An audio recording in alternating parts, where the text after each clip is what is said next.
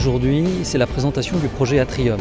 L'Atrium, ça va être donc le transfert dans un superbe bâtiment de 15 000 m² de notre bibliothèque, accompagné de services d'accueil à l'étudiant et de services d'ouverture vers la ville.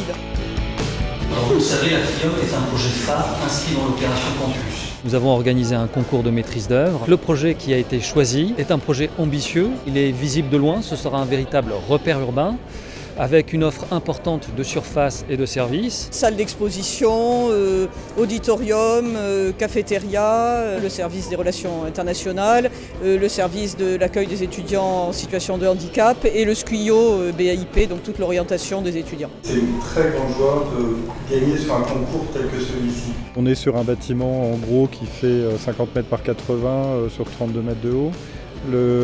Et qui se développe à travers 4 niveaux principaux, donc je dirais les rez-de-chaussée, différents rez-de-chaussée qui s'adaptent au terrain, et 3 salles de lecture sur 3 niveaux. Ce projet a été choisi parce que sur le plan fonctionnel, c'est celui qui répondait le mieux aux attentes des utilisateurs, mais aussi parce qu'en termes d'ambition, c'était un projet qui offrait une représentation de l'université sur l'espace public, et des possibilités de combinaison des usages qui étaient la plus intéressante.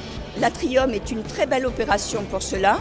On est vraiment dans cette ouverture à la ville pour qu'il y ait ce lien très très fort entre les habitants de Montpellier, les étudiants et toute la communauté universitaire plus globalement. Les 2 thèmes majeurs guides, c'était l'ouverture, l'ouverture sur la ville. C'est-à-dire que la bibliothèque, c'est pas quelque chose de secret, de fermé, au contraire ça s'ouvre sur la ville. Et l'autre chose très particulière sur laquelle on a porté beaucoup d'attention, c'est compte tenu du contexte où on a beaucoup d'incertitudes sur le futur, c'est le futur technologique, le futur des usages, c'est comment faire un bâtiment résilient qui accueille ces futurs usages et ces futures modalités du savoir et de l'échange dans un bâtiment bibliothèque pour demain.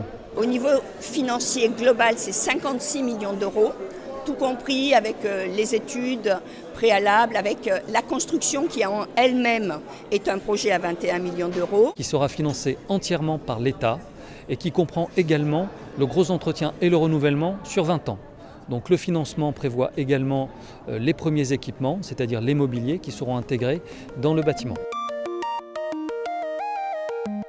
L'opération Campus, je rappelle que c'est une dotation non consubtible de l'État de 330 millions d'euros qui rapporte un peu plus de 13 millions d'euros par an et une enveloppe d'investissement de 162 millions d'euros de la part de la région. Avec en plus une participation de la métropole et de la ville sur les aménagements publics en bordure des campus et une liaison en tramway depuis le centre-ville jusqu'au site universitaire. Aujourd'hui, nous avons fait beaucoup de réhabilitation. Nous avons pu réhabiliter par exemple 1200 chambres et studios au niveau du Crous.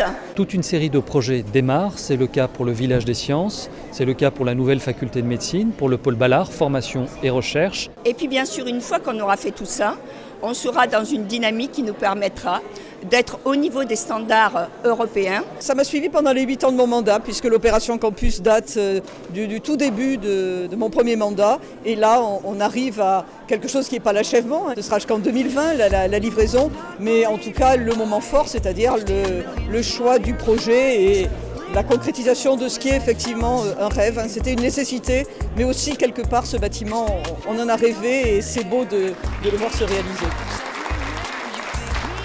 Sur une nouvelle bibliothèque aujourd'hui, c'est quand même la citoyenneté de demain liée au savoir qu'on met en place et c'est plein d'espoir pour le futur.